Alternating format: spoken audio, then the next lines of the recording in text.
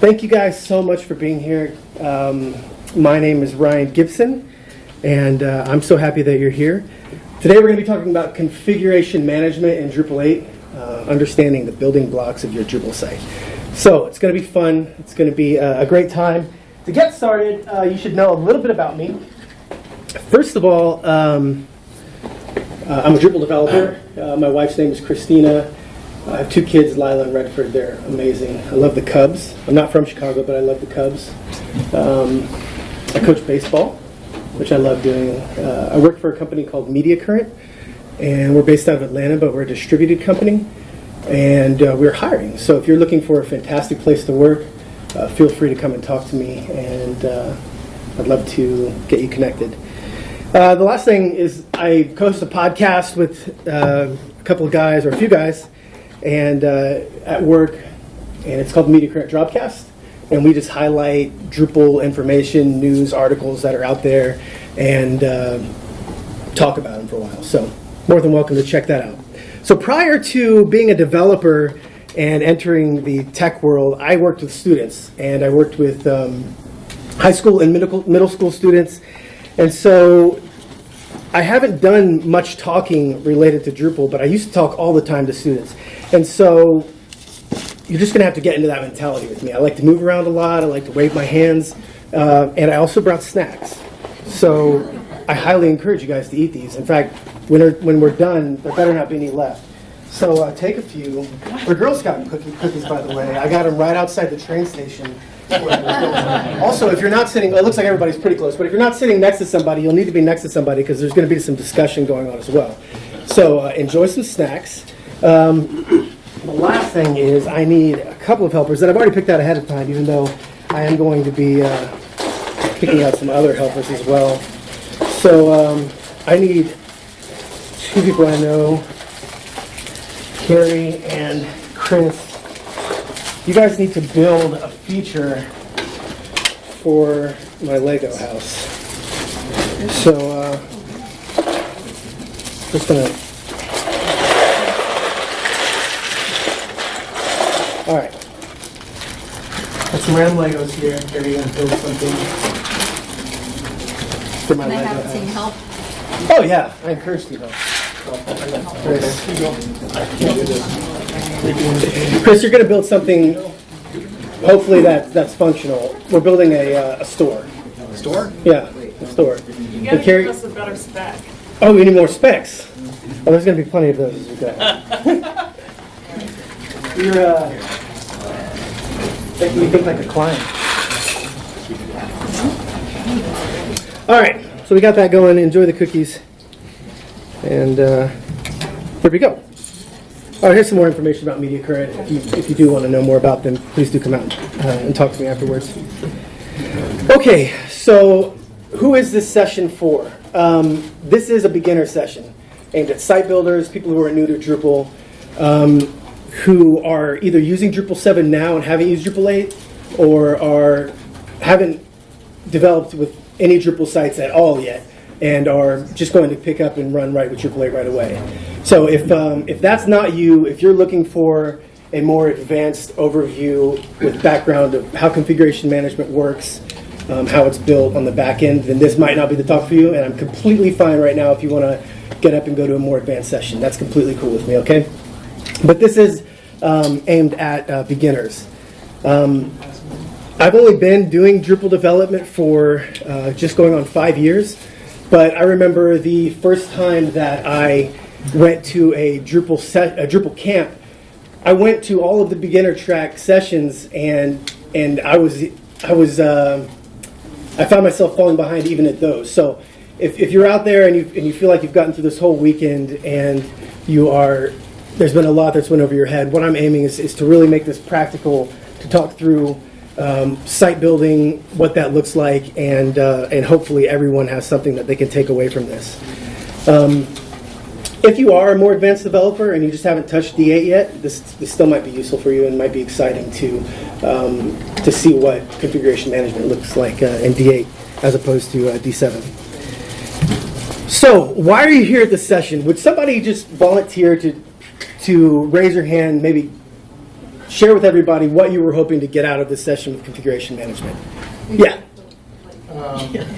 So dealing with features and configuration management in D7, I found mysterious and challenging, and I was hoping to get a leg up on how that process will happen in D8. Okay.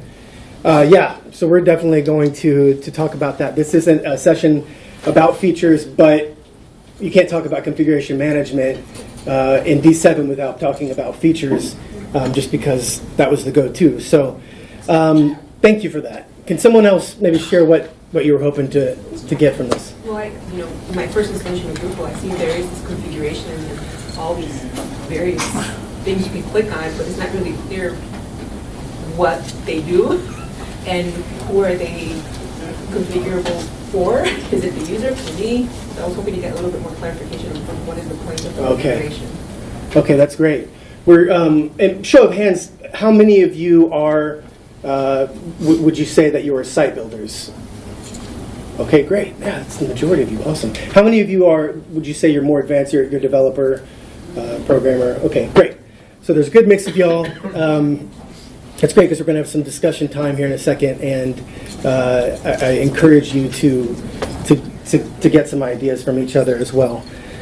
I'm here because I want you all to know that what you're doing is important, and that you are Drupal experts. I know that we're here, we're all experts, and so when we get together and start sharing information, we all have different levels of varying knowledge on the subject matter that we're talking about.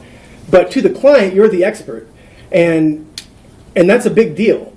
What you're doing is pretty amazing. You know, some of us work for nonprofits, but even some of us who work at big businesses or work on large corporate sites, you know, we are doing something that's making a difference in the world, and that's a cool thing that y'all should feel proud about, because the improvements that we make to our software, the energy that we put and the effort that we put into our software, into Drupal, it pays off. It makes other developers' lives better. It makes our clients' lives better. And whatever industry that we're working in, it makes us able to be more efficient, to have a greater reach to the crowd that we're wanting to reach. So that's why I'm here. I really want to relay that message to you, and I want to say thank you for using Drupal. To you, especially who are site builders, who are really, maybe some of you are transitioning from another career path. That's what I did. I transitioned from a different career path. It was scary. I was nervous the whole time. I was constantly wondering, is that next client going to come? Am I going to find a next job? So if that's you, I want to say thank you for doing this, because we are, the Drupal community is built up of every individual in this room, every individual in the greater Drupal body. So thank you for taking that leap of faith. I hope that you find the Drupal community to be very accepting and helpful, because that's what we aim to be. So thank you. So let's talk about configuration management.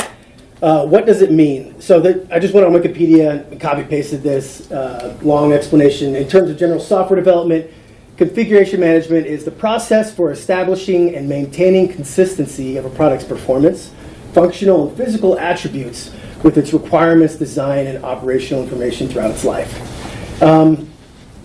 That's like a really good definition. That's very broad.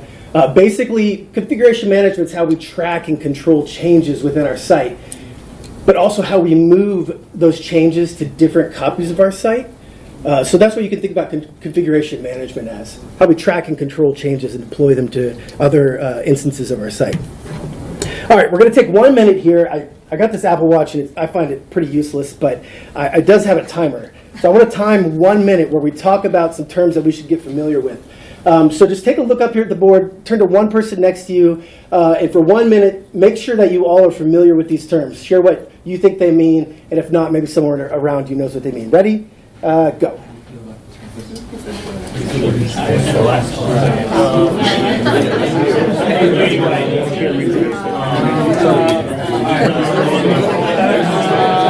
Configuration management. I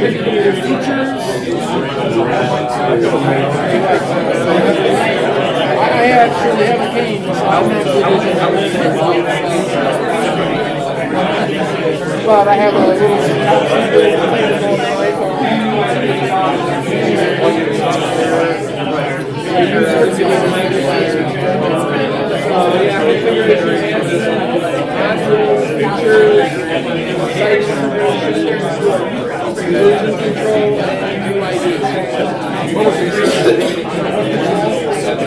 version of that's if you ever heard about Git. So I'm pretty new at version control. All right, time's up.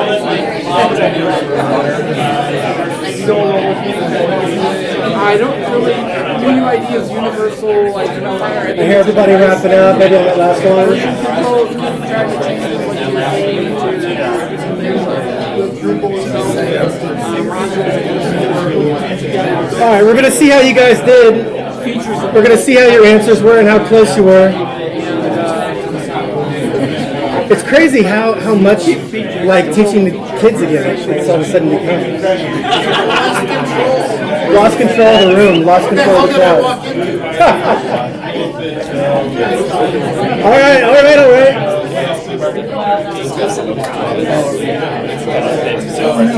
Okay, I need everybody to quiet down. Avi, just let me know that we're being a little too loud because there's a very thin wall here. So from now on, when I have discussion points, it's going to be whispering. As my wife, who's a kindergarten teacher, who helped me write this, would say, use your inside voices. So, all right. So just over, well, that ended up being more like 3 minutes. So come on, guys. We got to do better than that. So after that talk, I hope you guys shared some information. Let's just review real quick and see how you did. So configuration management, we talked about that. So in general, in terms of software development, it's how we track and control changes in our software. In Drupal 8, configuration management is a specific feature that Drupal 8 offers for us. It's new, completely new, not available in Drupal 7. So modules are individual core contributed or custom packages of functionality that we can install on our site that provide new functionality. Features, I wanted to point that out because I'll probably be saying the word feature and meaning at one time the features module, which is a contributed module, or just a feature like a client would request a feature. Instance, I'm going to be saying that a lot, and what I mean is a specific copy of a site's database and its code, more specifically within combined in different environments. So hopefully that's familiar to y'all as site builders and developers, having a development, a staging, production environment, and it could be even more than that. Version control, I'm going to be using that term, and I just wanted to make sure we knew what that was. Version control is how we track files. Typically, we do it through something like Git. I think back in the day, it used to be Subversion.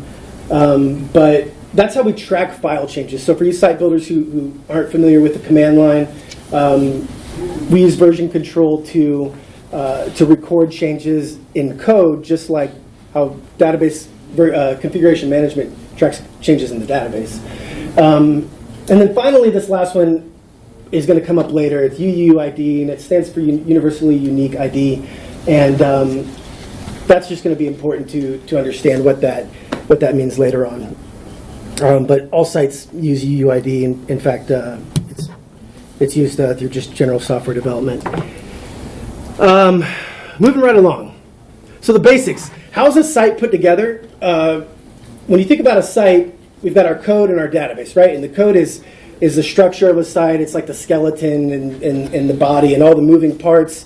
And then we look to the database for all of the things that make a site unique, for all of the content, the configuration. We're going to be focusing on the database here today because we're not, being a site building class, we're not going to be focusing too much on the command line or exporting configuration to code. We're going to talk about it briefly, but not a huge amount, mostly the database. So what goes inside of a database? Well, I came up with 5 things, and this wasn't my own list. This is also listed on Drupal.org. But we're going to be focusing on 2 of them, but I thought it was worth just mentioning. So what goes inside of our database? We've got configuration, we've got content, and then these other three, state, session, and cache. And they're just there for reference. We're not even going to talk about them more at the moment. But the configuration, or let's start with content. Examples of content on our site. This is something that can go inside the database. These are nodes. So like if you create blog entries, if you create articles, if you create pages for your website. Users, anytime we create users, that's content that we're putting into the database. Comments, taxonomy terms, menu items, images, files. These are all things that we create or reference in the database. Examples of things that we configure on our site. Anytime you create a content type or you configure a content type, you are changing and configuring something in your database. If you change your site's title, you've just configured something. If you configure an image style, you can configure fields on your content type. You can build views. This is all configuration that lives in your database. And then, of course, theme settings, we can change that. So I just want to go over 5 ways, for better or for worse, how developers might be configuring, going through the configuring and deployment process in their site. So manual configuration with a single instance of a site. Again, that's just a copy of your site. Manual configuration with multiple instances of your site. In Drupal 7 using features. In Drupal 8 using the configuration management feature or module, core module. And then if we have time, we're going to talk about features in Drupal 8 or just mention it briefly. Here we go. So pull out my first little Lego house here. My daughter Lila, by the way, helped me make these, and my wife Christina. But I've got a little flag here, and we're going to treat these Legos, hopefully to make an effective visual aid, as our first site.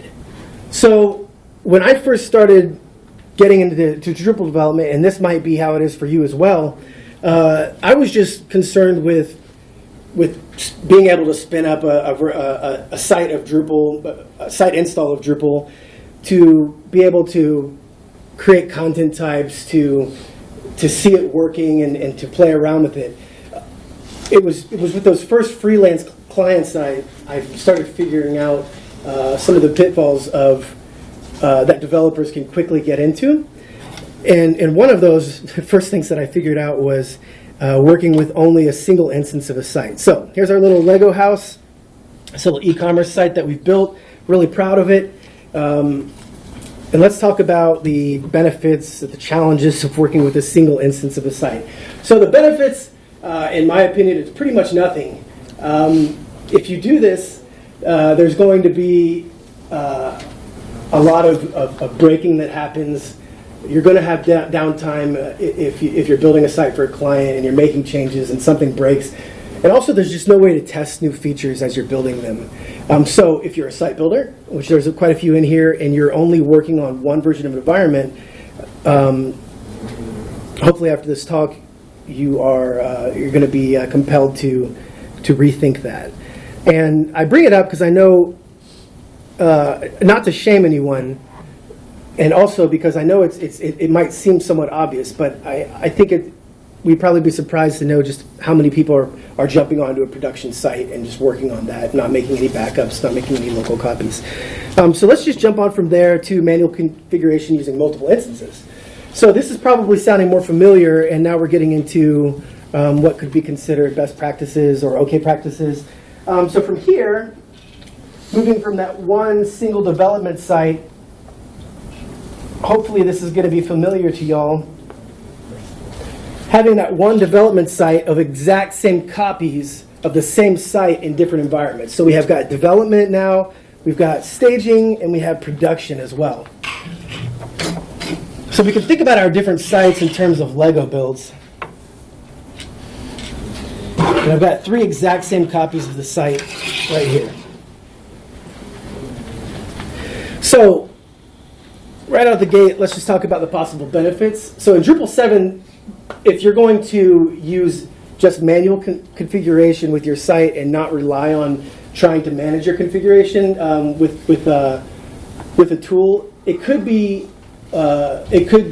make for less complexity for you.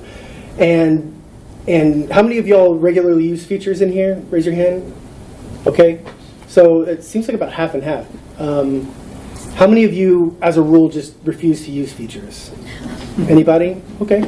So there's a couple in here. I was talking to Chris yesterday, and he said that they typically don't use features.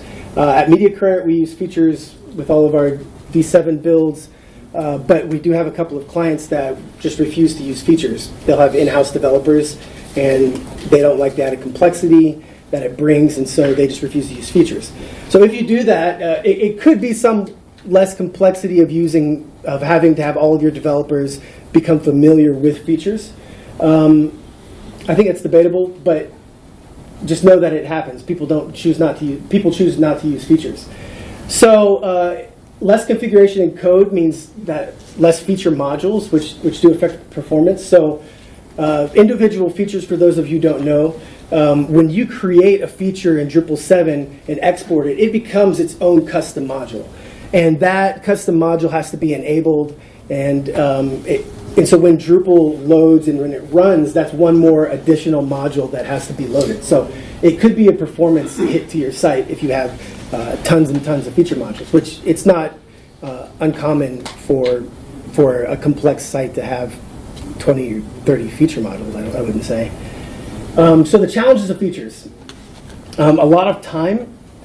The challenge of manual configuration. A lot of time will be spent duplicating configuration.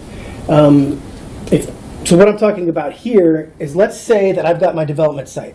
I'm really proud of it. The client gave me a feature request, said he wanted to build a certain type of functionality. So let's say I'm an e-commerce site. My client wanted to build a new product type. So I went into development, I've created this new product type, and all of a sudden, I'm ready for it to go live. I feel like I've tested it really well. I'm not ready for it to go live. I'm ready for it to go staging. And so I feel like I've tested it really well, and I'm ready to move it over. So because I'm not managing configuration anywhere, I have two options. And the first option that I can do is to manually replicate all of those steps again in my staging environment.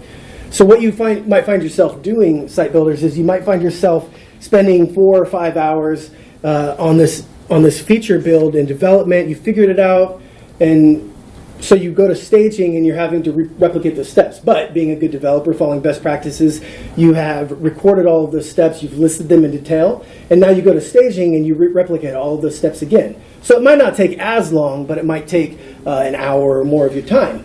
And so you replicate that same functionality in staging. So assuming that it works well, everything goes according to plan, the client has approved it, you then turn around and you do that exact same thing in production. So you go into production, you replicate those exact same steps again, and what you can find really quickly, especially as you're taking on more and more clients, is that this can become very time consuming. The other way that you could manually deploy this, and I'm not going to spend any time on it, is you could do it through update hooks. How many of y'all normally deploy configuration through update hooks? Is that okay? So probably y'all who don't use features, that's how you do it. So update hooks can be used for a lot of things, but basically it's just a small block of code, or it can be a large block of code, I guess, that gets put into your modules install file, and then you run these database updates that can then set configuration. It can do lots of things. It can create content. It can run custom queries in the database. And this is how configuration can be deployed or managed in your site. So that the problem with that is that, since we're talking in the context of site building, is that it requires command line knowledge. And while this is something that you should be working towards, becoming familiar with the command line, becoming familiar with tools like Drush, that it's not going to be something that you can do right off the bat.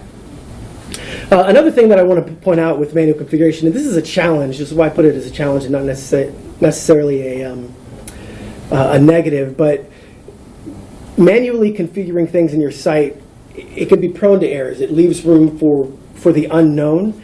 And so I just want to give an example. when I first started site building and went to this multiple instance environment or multiple environment model, I had a client that runs a somewhat high traffic blog, or at least it seemed to me at the time.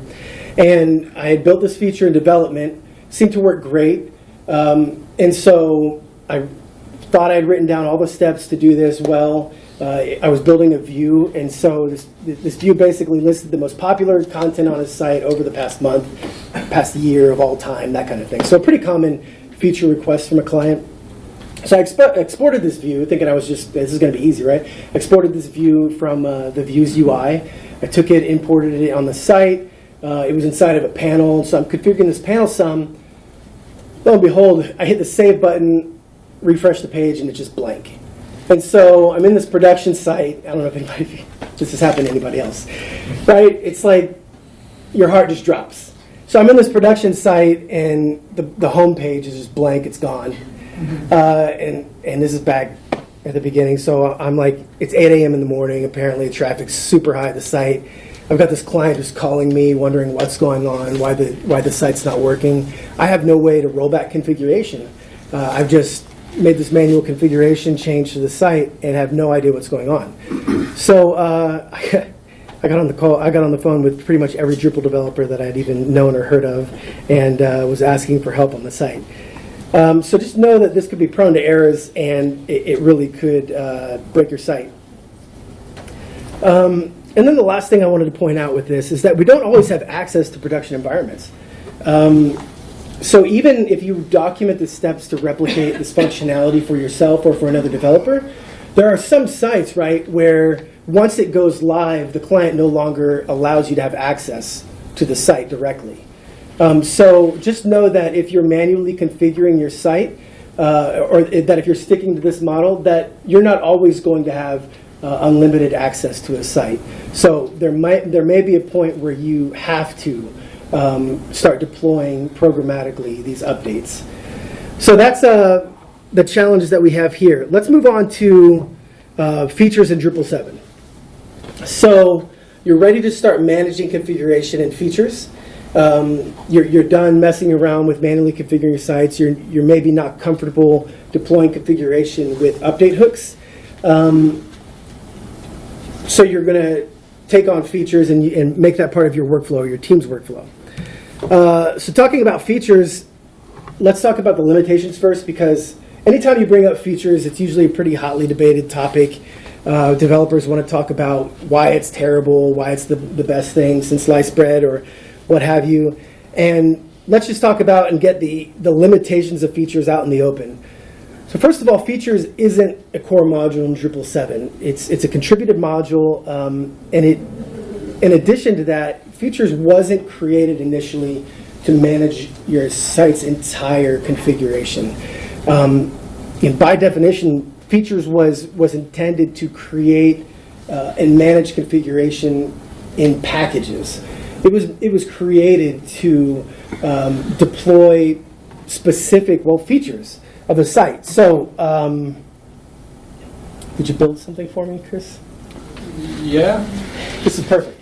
Just a perfect example. So Chris is a developer that I've asked, or the client has asked rather, to build a feature for the site. So, first of all, what is it? I think it's like an entryway. It's a fantastic entryway. I think you did a great job. So Chris has just built this new feature for our site. I think you have it backwards. Oh, Okay. That makes so much more sense all of a sudden. So thank you, Chris. It's beautiful. You know, if you're looking for a job, Media Current is hiring. Okay. I'm just joking because Chris and I were former coworkers at Media Current. So Chris has built this new feature that the client has requested. The features module was initially created to do just this. It wasn't created to take the entire context of the site, to package it into one giant package, and then to deploy from different environments, or to manage configuration within this one entire environment. What it was intended to do was to take a feature of a site. So the client comes to us, we've got our e-commerce store, and he says, you know what, I want to create an entire new portal for our customers to log in through.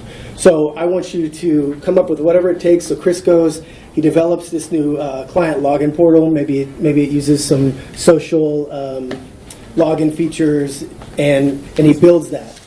In development, he takes and exports that one feature. It becomes its own custom module, and from there he can move that to the different environments and enable it. That's what Features is intended to do. And frankly, Features does that really well, I think anyway. Features does a great job at that. And it's a huge benefit. And to be clear, Features does exist in Drupal 8, like we mentioned earlier. But it does have that limitation of being specific enough in creating packages that it can become complicated. So if you're a site builder and you're looking to use Features to manage configuration in Drupal 7, which is great, and I think you definitely should do that, just know that there are going to be some complications with that. We mentioned this before, but Features are just custom modules, so there could be some performance-related issues to that. And then you had mentioned, sir, earlier on that using Features, that there can be these just weird changes that happen, and I'm sure we've all mentioned that, right? You create this feature, you put a lot of hard work into it, and then you deploy it to your staging or production environment, and you list the features, and they're showing as overridden, right? And you cannot figure out why the heck these features are overridden. So you do like a features revert, you clear the cache, still overridden, right?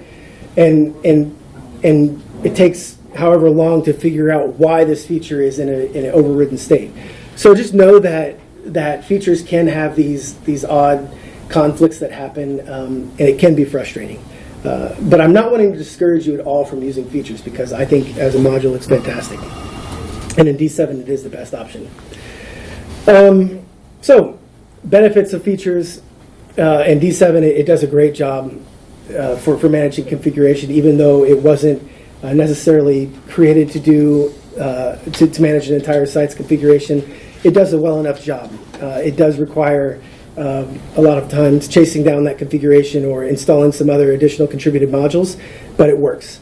And then it also does a great job, in my opinion, of deploying that configuration to different environments. So that's Features in Drupal 7.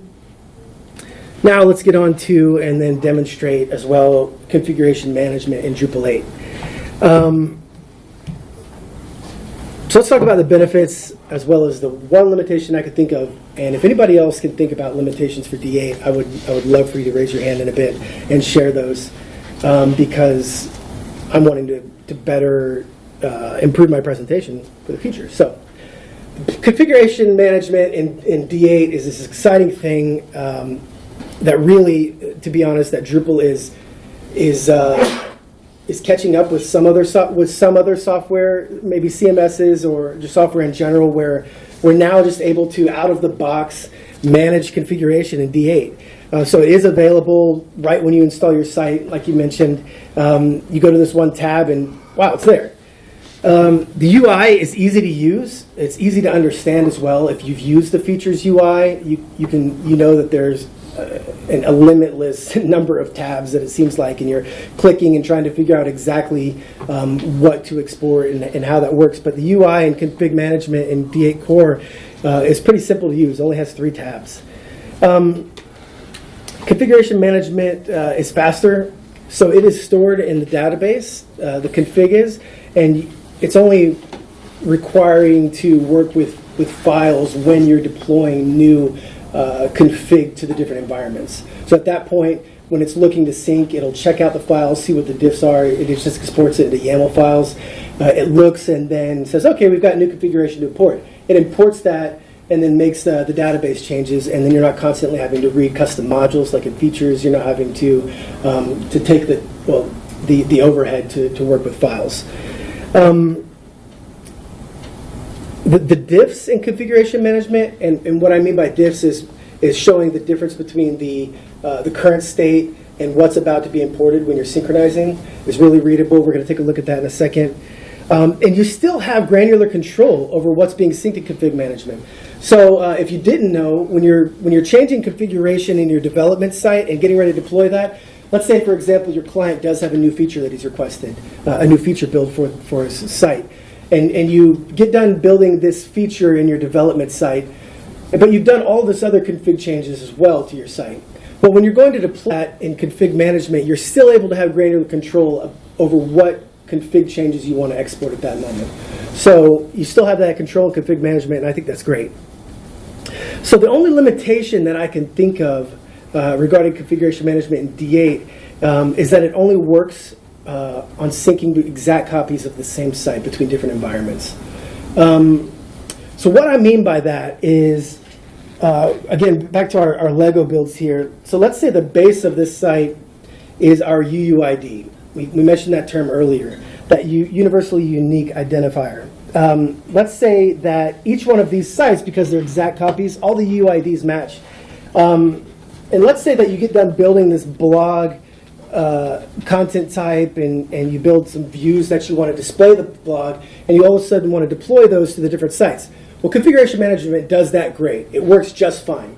But if I have a different site, which I just happen to, of this other e-commerce store that I built, and I want to get that same blog content type over here, and then to be able to use it on this site, config management can't do that.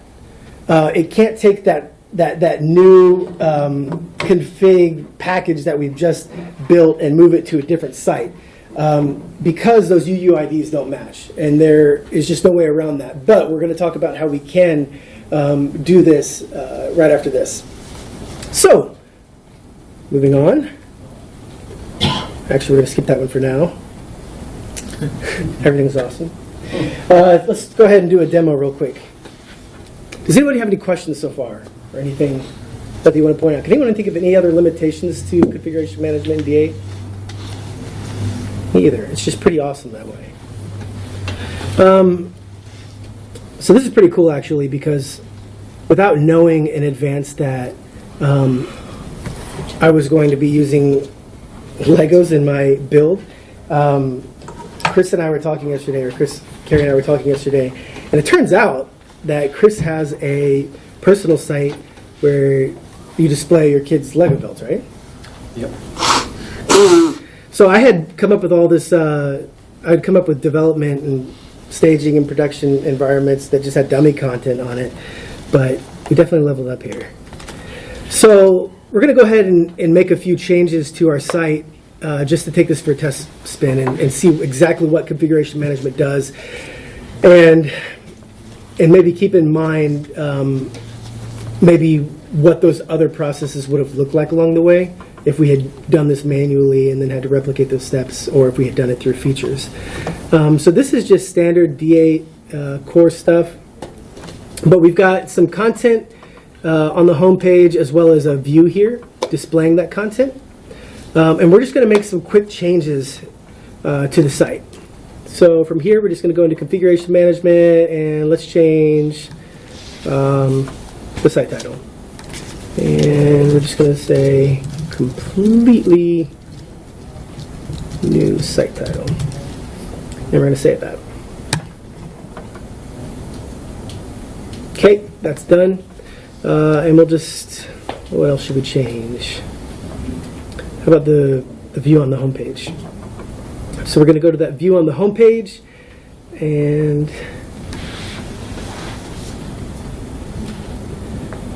it's in a table format right now. Why don't we change that to an unformatted list? All right, and let's add another field to it. How about authored on?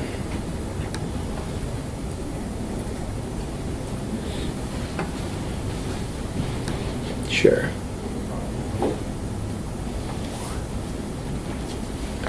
Okay. So we see our dates there in the preview anyway. And let's go ahead and save that.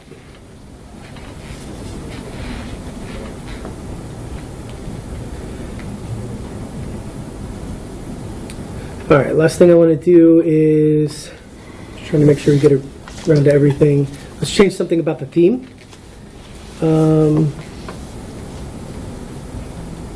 So let's just change the logo. Let's see if I even got a... Oh no, I didn't get a logo. Oh wait, I did. All right, so we're going to change the logo of the site. And save that. So a few fairly basic changes, but it's not hard to imagine, having to have build an entirely different view, mess with the structure of the site quite a bit. So from there, configuration management just lives in the development menu item under configuration synchronization.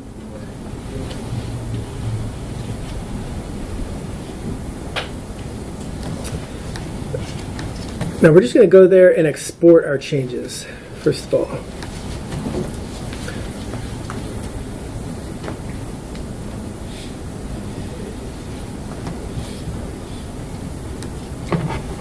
Okay, so we've exported those and it goes directly into our download file. And I'm going to move over now to the staging environment. So, staging, I'm going to go here to back to configuration synchronization. And I didn't take a look at this earlier, but this is what the UI looks like. And there's not much to it, but you've got a synchronize tab, an import tab, and an export tab. When we go to import, this is going to show us, we can either import a single item or the full archive. And we're just going to do the full archive here. This is the compressed configuration file that was just downloaded.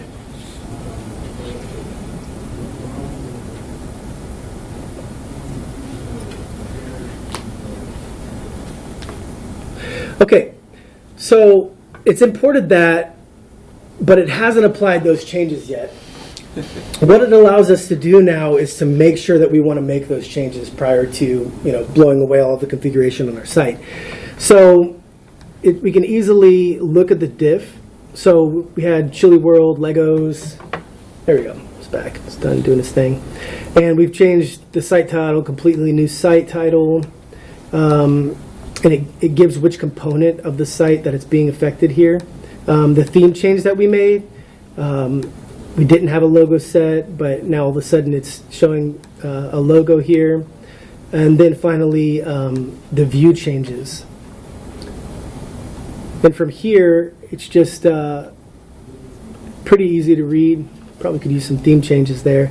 But it's showing, let's see, yep, it was set as a table type, but now it's set to default, which is why we're seeing all of this being, it's removing and then adding it down here. As well as that new field that's being added as well. So let's go ahead and import those changes and just see what happens. I have to be honest, it's a bit anticlimactic because it just works pretty easily and it's simple and straightforward. So for presentation purposes, it's a little unfortunate, but for everyday development purposes, it's just kind of awesome because it makes it takes a lot of the guesswork out of what we're doing. When you consider that prior to doing this, we used to export stuff into feature code, review and commit that, which we're still going to be doing because moving beyond site building for a second, this is, we're still going to be interacting with configuration manager with Drush, exporting and importing configuration, and we're still going to be, storing configuration management and version control as well. So we still have all of that available to us, and we're obviously going to be using it. Okay, so let's just jump over and just check out and make sure this stuff's changed. So the basic site settings, let's look at the view. This is again in our staging environment, which we didn't make those changes, and our theme settings. So there's our site title changed. Let's go take a look at our view. And our global theme settings, which also has our logo. And our view, which is changed to an unformatted list. So that's it. That has been moved to a staging environment, which is still on my local machine. So Chris said he was cool with us testing this out on his live site as well. So we're going to give that a shot.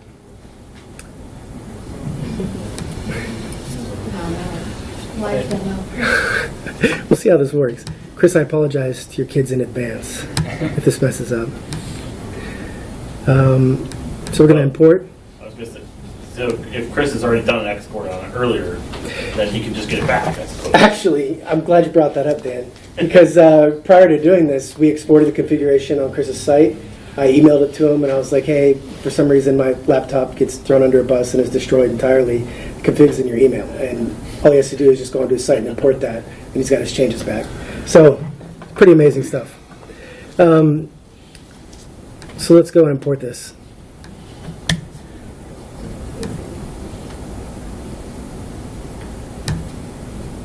I've got the same differences there. We won't go and look at those.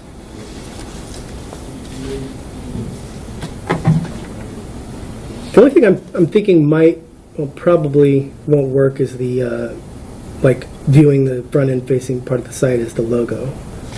I'm not sure though.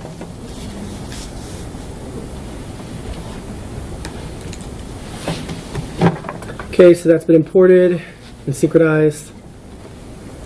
Yeah, the logo didn't work, and I thought that might happen. But the site title did change, and the layout of the view, which doesn't look great, but it did change.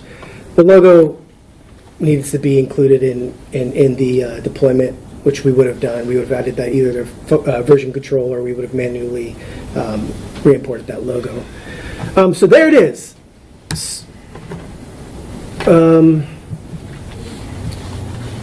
Got two other things I want to cover. First of all, we're done, right? Well, no. Because like my daughter, a client is just asking for total perfection. And once you deploy a site, we're not done. There's going to be changes. There's going to be new features, revisions, or bugs. Maybe even, I know it's hard to believe, but maybe even we made a mistake in the development process. So let's say that the client has made some changes. For example, let's say that my daughter ran up and decided that she wanted to change something about it, which, regardless of how awesome I make Lego builds at home, she always runs up and wants to like tear them apart or move something and change something around. So let's say that she's just ripped out something. She didn't like the way the view on the homepage looked, so she removed it, my daughter. Let's say the client did the same thing. He said, you know what, I don't like that new feature that's been deployed, and so without even asking you, I went and I removed this feature. Well, what we would have had to do prior to configuration management is we would have had to taken that database from production, right, and then backsync it through each one of our environments, right? And some hosts some hosts make that really easy. So like Pantheon, you can just with a couple of clicks you move those databases backwards. The problem is that if you've had any content in development or content in staging, the database doesn't care what was configuration or what was content, right? It just blows it all away. It's like, well, here's your new database, you're done. So now with configuration management, you might be wondering, well, what happens if we make a change in production? Are we able to move that change back into our other environments? Whereas before we had to move those databases backwards. Here, let's say that we wanted to revert one of these changes. So we go into our view, say, you know what, I didn't want an unformatted list. I actually wanted this to be a table after all. So we change this back to a table. We apply that. Like, why did we ever put the authored on field on there? Get that out of there. We save it.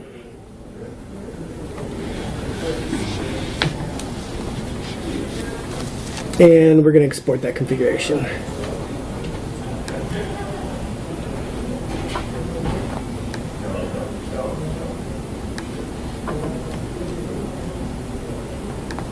Okay, and then working quickly,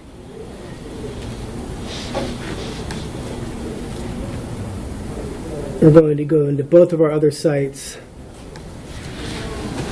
or as quickly as MAMP will allow me. Then we're going to import, it's this one, goes back.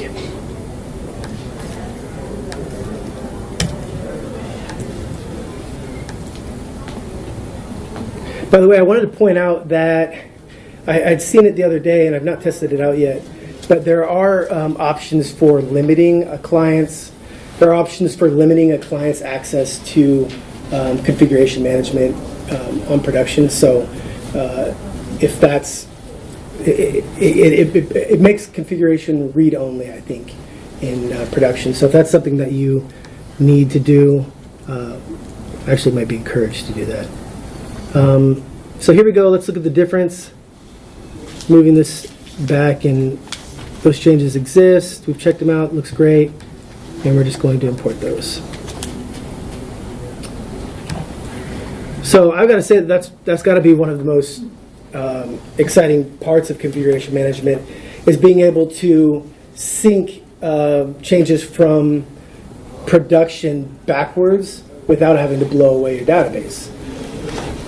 One of the sites that we're working on now, we're constantly having to run a script that downloads the database from production, it uploads the database into development, or if you have features that are overridden right in production, you're having to export that database from production, export those features, and then manually revert those features.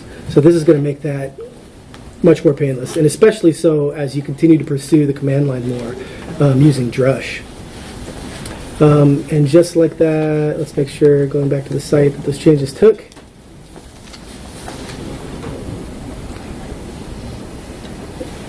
And it looks like they did. So that's just a quick run through of config management. The one thing I wanted to mention about why I wanted to mention features in D8, I've created another D8 site here. So this isn't a copy of the other sites. This is a completely different site that if we try to sync configuration, I'll show you really quick. If you try and sync the configuration in here, sync, there it is.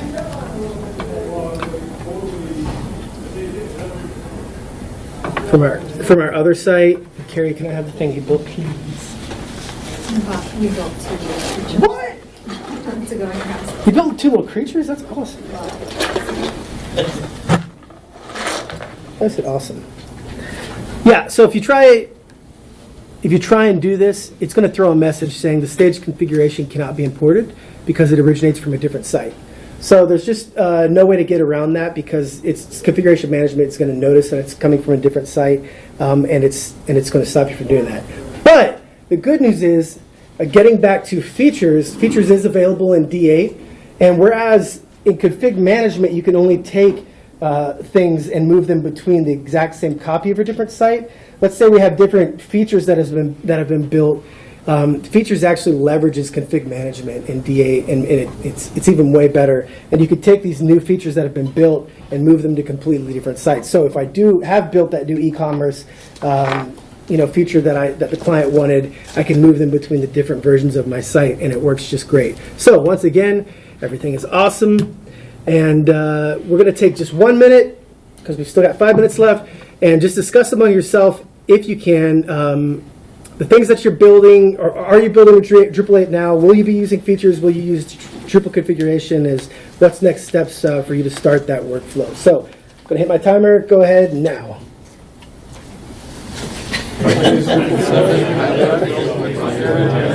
I've done 2 sites in Drupal 8 that are as a volunteer. I'm looking forward to using configuration management. My thing is deciding when you need it. If it's a small site, only one user, primarily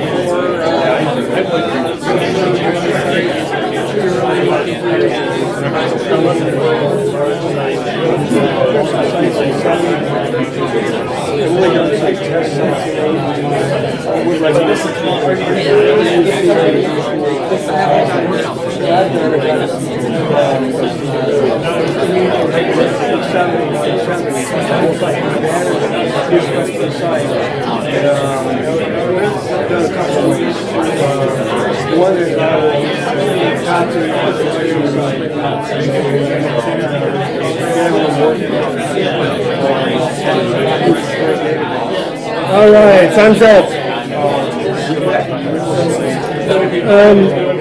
A gentleman over here just brought up one important thing.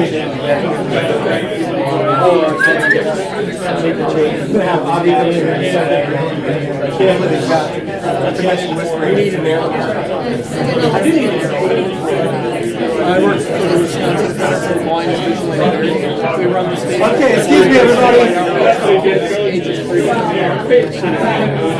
Excuse me. Bueller. All right.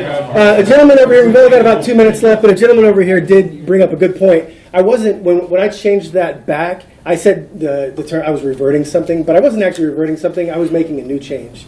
And config management was tracking that. So to truly revert something, I would have to be undoing it or rolling back a change somehow, like perhaps through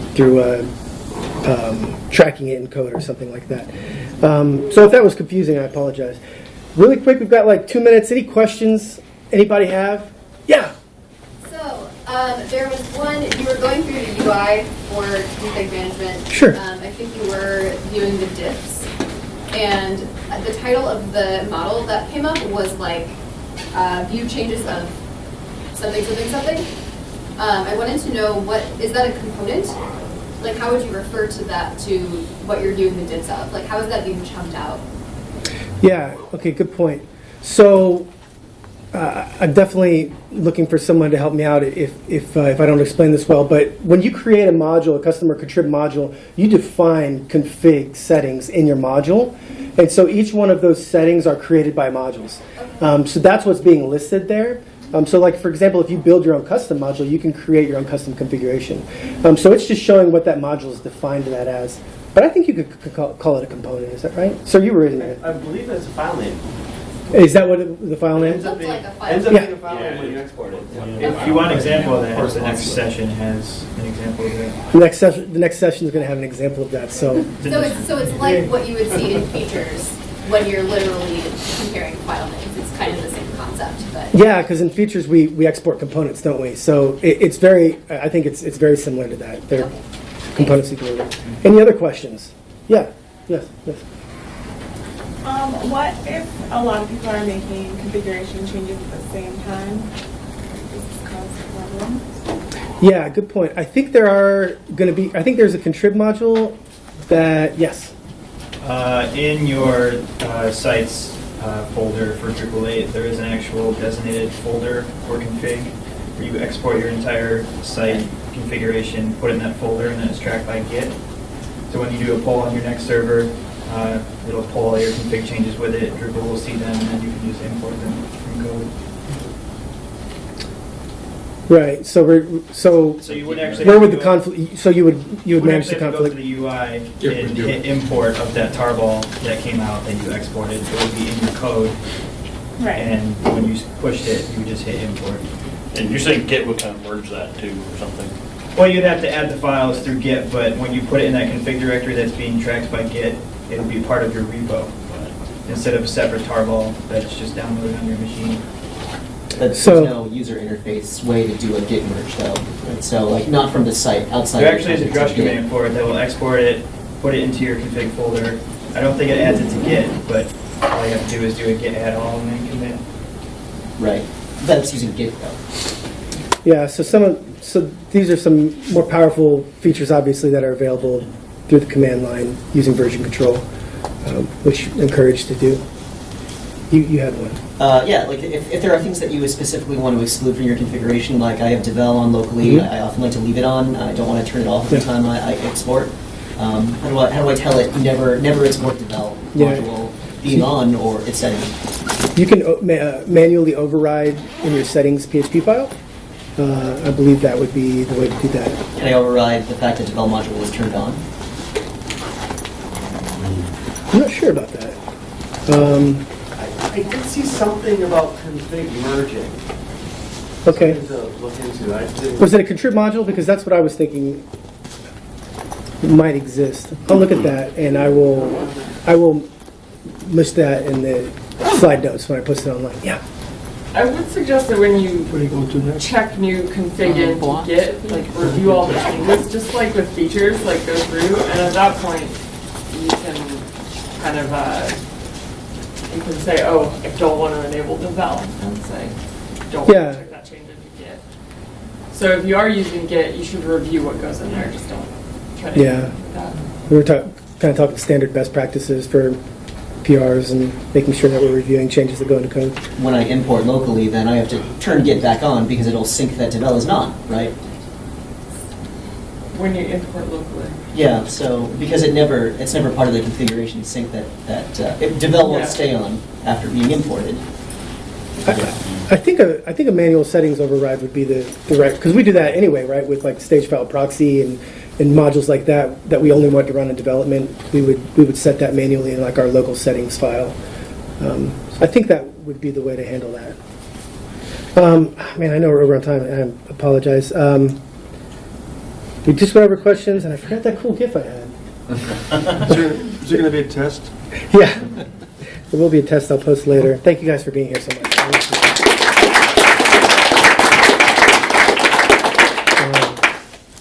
Have a great rest of the conference. So you live in Greensville? Yeah, well, actually, I live in Madison.